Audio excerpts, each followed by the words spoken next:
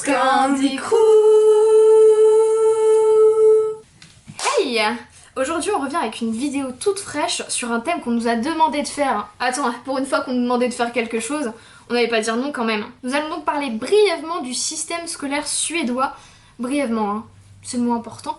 Mais d'après mon expérience, c'est quand même pas mal différent de la France, notamment le lycée, qui est vachement comme une fac finalement, avec des horaires assez courts, beaucoup de travail personnel et une cantine au top niveau, mais ça n'a rien à voir avec la fac. Hein.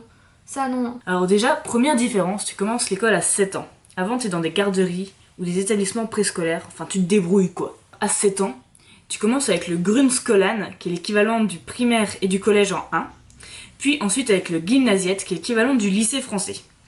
Et après, les études supérieures, youhou! Au lycée, tu as le choix entre beaucoup de filières différentes. Mais la plus grande différence avec la France, c'est qu'il n'existe pas de programme prédéfini par l'État.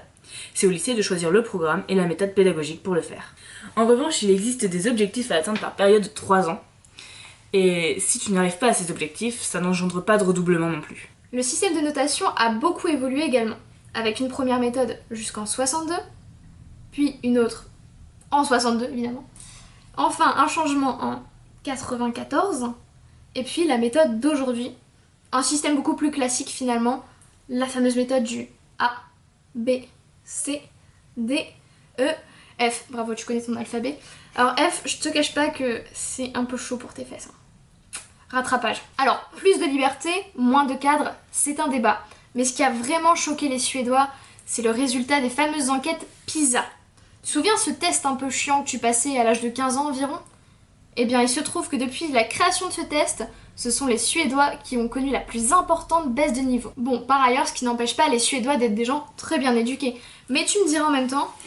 Ay caramba! Voilà, c'est à peu près ça. Que s'est-il passé ? Eh bien, pour le savoir, il faut faire un tour du côté de l'histoire des réformes scolaires. Si on remonte dans les temps anciens, c'est l'église qui s'occupait de l'école. Et à la réforme de 1842, qui s'appelle Folkskola, donc l'école du peuple, c'est l'État qui reprend les rênes. On avance un peu dans le temps jusqu'à la réforme de 1949, qui est l'école unique, ou en suédois, Enhetsskolan. Puis, en 1962, avec l'école qui connaissent aujourd'hui encore les Suédois, la Grundskolan. Mais la dernière réforme est sans doute la pire. C'est la réforme de la communalisation. Attends, à 3. 1, 2, 3. Communalisation. Communalisation. Tu peux le faire. Elle est suivie de son ami très libéral, l'école libre. Je te vois. Il s'agit de réformes de droite qui suivent le courant de libéralisation économique de la Suède. Tout d'abord, on a en 91 la communalisation du système, qui avait pour objectif de décentraliser le système scolaire, mais aussi de le rendre plus efficace. Mais en raison d'une aide insuffisante de l'État, ou encore d'un délai très court, ou même de la dépréciation du métier d'enseignant, cette réforme fut un cuisant échec. En 92, les entreprises privées font leur entrée dans le système scolaire suédois, concept totalement étrange pour un Français. Privé, ça veut bien dire ce que ça veut dire. Ces entreprises ont pour but de faire du chiffre, ou de la money si tu préfères. Le plus fou, c'est qu'elles sont cotées en bourse. Est-ce que c'est compatible avec une éducation de qualité, aussi libérale que je puisse l'être ? J'en doute. Mais aujourd'hui, la réforme la plus décriée, c'est bien celle de la communalisation.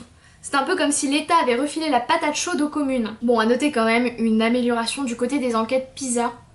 On croise les doigts pour vous les Swedish. Voilà, j'espère que ça vous a plu. C'est une vidéo un peu sérieuse, j'avoue.